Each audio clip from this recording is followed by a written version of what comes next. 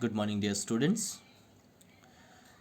In yesterday's class, we have studied about the earliest societies. The chapter name is our the earliest societies, how the societies were in early time.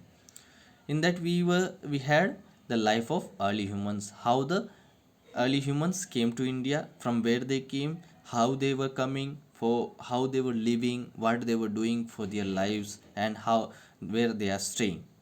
Now today's we will see the Stone Age. The prehistoric period, distinguished by the use of stone tools, is described as the Stone Age. The time of Stone Age. It shows that the people made the weapons by the stone. They were using many things made by the stones. The stone has been age has been divided into three phases: Paleolithic, Mesolithic, and Neolithic. So, Paleo means old, Meso means middle, and Neo means new. While the suffix lithic is derived from the Greek word lithos, meaning stone. The division of the Stone Age is based on the available tools and the level of refinements observed in the tools of each period. So it shows how we come to know the things which are still remaining of that time. When we study about that things, when we see the things how it was, that the things available time of the Stone Age, like tools and all that, it shows the that time living life. Stone Age sites. A site is a place where the remains of the past culture are found in the form of artifacts and fossils. These sources that help in the reconstruction of the past may be found on the earth's surface and sometimes buried deep beneath the earth's surface. In fact, some sources of the past are even found underwater, such as the lost city of Dwarka in Gujarat. Sources like tools, caves, and rock paintings us provide us provide us with information about the lifestyle of people during Stone Age. Just now I have said, when we study of the remains material like tools and anything which are now not, it is from the past, that shows the lifestyle of the people, how the people were on that time. In info We have seen the examples. It can be on the surface, it can be under the surface, and we have seen the one example like past even found underwater, such as the lost city of Dwarka in Gujarat, which is the inside the water.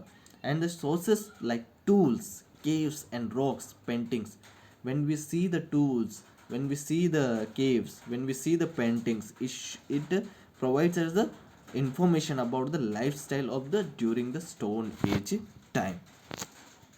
A large number finest and unfinished stone tools have been found at different sites in India. Places where stone were easily available and where people made tools were classified as factory sites.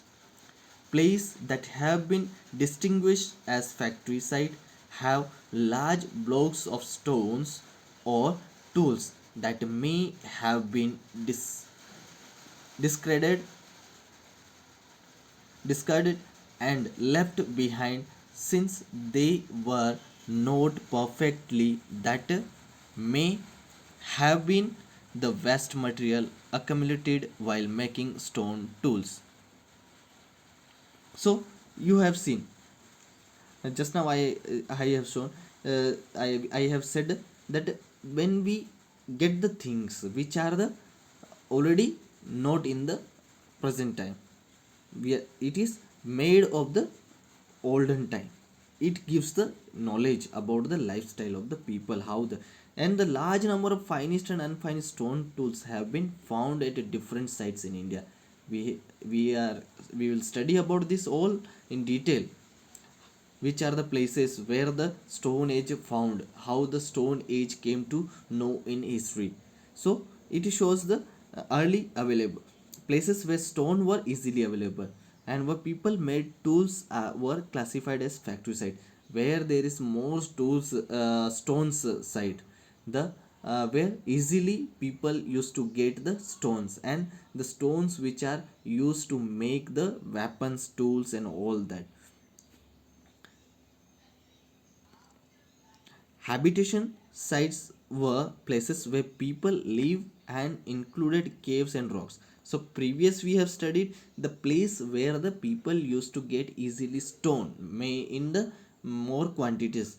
So that is the place where they used to make the stone tools, and the habitations sites where the people used to live included caves and rock shelters. People during the Stone Age may have chosen to live in caves and rock shelters as they provide shelter from the rain, heat, and wind.